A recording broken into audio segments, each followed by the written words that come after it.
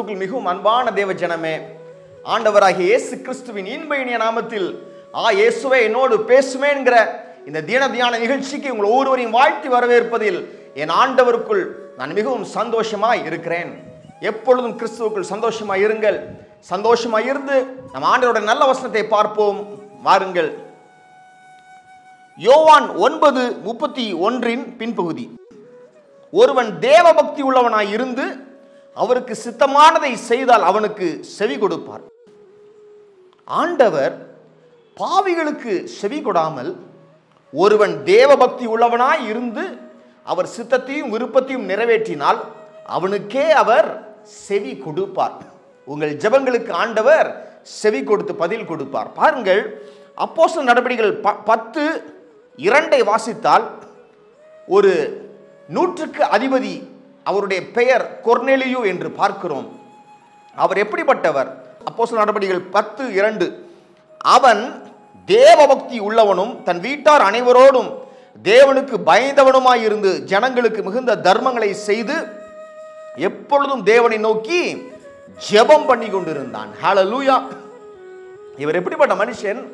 ஜெபம் செய்கிற மனுஷனாய் காணப்பட்டார். தேவனுக்கு பயம் அவருக்கு இருந்தது. ஹல்லேலூயா! தீமைக்கு விலகி இருக்கிறாரு. ஏழைகளுக்கு உதவி செய்கிறார். எப்பொழுதும் ஜெபம் பண்ணி கொண்டிருக்கிறார். இந்த மனுஷன் பாருங்கள், அப்போஸ்தலர் நடபடிகள் 10:4-5 ஆகிய வசனங்கள், 4 பின்பகுதி. அப்பொழுது அவன், உன் ஜெபங்களும் உன் தர்மங்களும் தேவனுக்கு நினைப்பூட்டுதலாக அவர் சந்நிதியில் வந்து எட்டியிருக்கிறது. இப்பொழுது நீ யோப்பா பட்டணத்திற்கு மனுஷரை அனுப்பி பேதுரு என்று மறுபெயர் கொண்ட சீமோனை அழைப்பி. ஹல்லேலூயா! பாருங்கள், சிலருடைய ஜெபம் கூரையை கூட எட்டி போகாது என்று சொல்லுவார்கள். ஹல்லேலூயா! பாருங்கள், அவங்க ஜெபித்துக் கொண்டே இருப்பார்கள். ஆனா தான் வீட்டின் அந்த கூரையை கூட அது தாண்டி போகாது. ஏன்? அவங்க வாழ்க்கையில செய்யறதெல்லாம் சில அட்டூழியங்கள் பண்ணுவாங்க. பண்ணிக்கிட்டு ஆண்டவர்கிட்ட போய் நிற்பாங்க. ஆண்டவரே செய்யும் என்று சொல்லுவார்கள். ஹல்லேலூயா! அப்படிப்பட்ட ஜெபங்களை ஆண்டவர் அங்கீகரிப்பது இல்லை. அவர் எப்படிப்பட்ட ஜெபங்களை அங்கீகரிக்கிறார்? அவருக்கு பயந்த மனுஷனா இருக்கிறானா? ஏழைகளுக்கு இறங்குறானா? இல்லை ஏழைகளை துரத்துகிறானா? எல்லாவற்றையும் பார்க்கிறார்.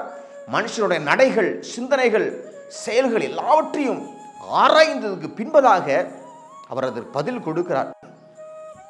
அப்போ கொர்நேலியோட ஜெபம் வீட்டின் கூரையை தாண்டாம இல்லை, கூரையை தாண்டி ஆகாயத்தில் உள்ள எல்லா காரியங்களையும் தாண்டி தேவனுடைய பிரசன்னத்துக்கே போயிருச்சு அவருடைய ஜெபம். ஹல்லேலூயா!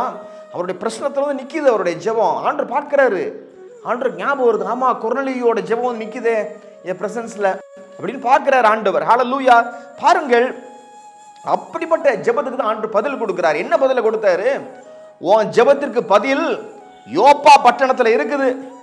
அதையும் சொல்றாரு, பட்டணத்தை சொல்றாரு. அப்புறம் சொல்றாரு, உன்னுடைய ஜெபத்திற்கு பதில் பேதுரு என்கிற மனுஷன் அவன்கிட்ட இருக்குது அப்படின்னு சொல்றாரு. அவனை கூப்பிடுப்பா, யோப்பா பட்டணத்துக்கு ஆள் அனுப்பி அவனை அழைப்பி அப்படின்னு சொல்றாரு ஆண்டவர். பாருங்கள், அப்போ பேதுரு வர்றாரு. அப்போஸ்தலர் நடவடிக்கைகள் 10:44, 45, 46 இந்த வார்த்தைகளை பேதுரு பேசிக் கொண்டிருக்கையில் வசனத்தை கேட்டவர்கள் யாவர் மேலும் பரிசுத்த ஆவியானவர் இறங்கினார். அவர்கள் பல பாஷைகளை பேசுகிறதையும் தேவனை புகழுகிறதையும் பேதுருவோட கூட வந்திருந்த விருத்த சேதனம் உள்ள விசுவாசிகள் கேட்கும் போது பரிசுத்த ஆவியின் வரம் புறஜாதிகள் மேலும் பொழிந்தருளப்பட்டதை குறித்து பிரமித்தார்கள். புறஜாதிகளுக்கெல்லாம் பரிசுத்த ஆவியின் அபிஷேகம் வராது, அவங்களுக்கு கிடையாது. இது யூதர்களுக்கு மாத்திரம் சொந்தம் என்று எண்ணிக்கொண்டிருந்தார்கள். ஆனால் புறஜாதிகள் மேல் அபிஷேகம் இறங்கி வந்ததை கண்டு பிரமித்தார்கள், ஆச்சரியப்பட்டார்கள். அன்பான தேவஜனமே, ஆண்டவர்களோடு பேசிக் கொண்டிருக்கிறார். உங்களுக்கு வரப்போகிற சில நன்மைகளை பார்த்து அவர்கள் சொல்லுவார்கள், இவனுக்கு உரிய ஆசீர்வாதங்கள் இவைகள் அல்ல, ஆனாலும் இந்த ஆசீர்வாதங்கள் வாழ்க்கையில கிரியை செய்கிறது. ஆச்சரியமா இருக்குதே, பிரமிப்பா இருக்குதே, இவனுக்கு உரியவைகள் அல்ல, ஆனாலும் இவன் ஜெபத்தால் இதை பெற்று இருக்கிறான் என்று அவர்கள் சொல்லுவார்கள், பிரமிப்பார்கள் உங்களை பார்த்து. ஹல்லேலூயா! அது மாத்திரமல்ல, 2 ராஜாக்கள் 20:1-3 வாசித்து பாருங்கள். ஏசாயா தீர்க்கதரிசி சொல்றாரு எசேக்கியா ராஜாட்ட, உன் வீட்டு காரியங்களை ஒழுங்குபடுத்து, நீ வாழ மாட்ட, செத்து போவாய் என்று சொல்லிக்கொண்டு அவர் திரும்பி போய் கொண்டிருக்கிறார். 2 ராஜாக்கள் 20:4-6 வாசித்து பார்த்தால் தெரியும். ஏசாயா பாதி முற்றத்தை விட்டு தாண்ட கூட இல்லை.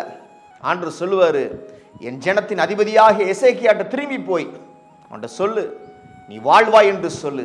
அவன் சோறுபுறமாய் திரும்பி அழுது கொண்டிருக்கிறான், என்கிட்ட ஜெபம் பண்றான்.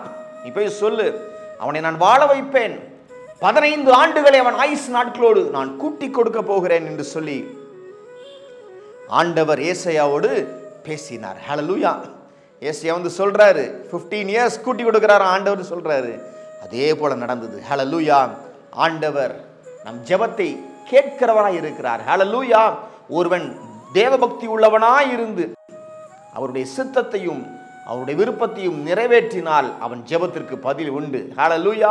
நாம் ஜெபிப்போம் வாருங்கள். ஆண்டவரே, இந்த ஜனங்கள் செய்கிற ஜெபங்களை உம்முடைய சன்னிதானத்தில் வந்து நிற்கிறதே அப்பா, அதை கர்த்தர் பார்க்கிறீர். உமக்கு அவைகள் நினைப்பூட்டுதலாக இருப்பதற்காக உமக்கு ஸ்தோத்திரம். நீர் செய்ய வேண்டிய காரியத்தை, செல்ல வேண்டிய பட்டணத்தை, கான்டாக்ட் பண்ண வேண்டிய நபர்களை கர்த்தர் காண்பிக்க போகிறீர். அவர்கள் மூலமாய் அற்புதத்தை இவங்க வாழ்க்கையில் செய்ய போறீங்க ஆண்டவரே. பிரமிப்பாக இருக்க போகிறதற்காக நன்றி. இவங்களுக்கு எதிராக சொல்லப்பட்ட சில தீர்க்க தரிசனங்களை கூட கர்த்தர் மாற்ற உண்மை உள்ளவராய் இருக்கிறீர். எசேக்கியா ராஜாவுக்கு உடைய தீர்க்க தரிசனத்தை மாற்றி கொடுத்த தேவன் இவங்க வாழ்க்கையிலும் மாற்றி கொடுக்க உண்மை உள்ளவராய் இருக்கிறீர். இரக்கமுள்ளவராய் இருப்பதற்காக உமக்கு ஸ்தோத்திரம். இவங்க ஜெபத்திற்கு பதில் வந்ததற்காக உமக்கு ஸ்தோத்திரம். நன்றி ஆண்டவரே. நன்றி செலுத்தி இந்த ஜெபத்தை எங்கள் அன்பர் இயேசு கிறிஸ்துவின் நல்ல நாமத்தில் ஏறெடுக்கிறோம் எங்கள் வல்ல பிதாவே. ஆமென், ஆமென்.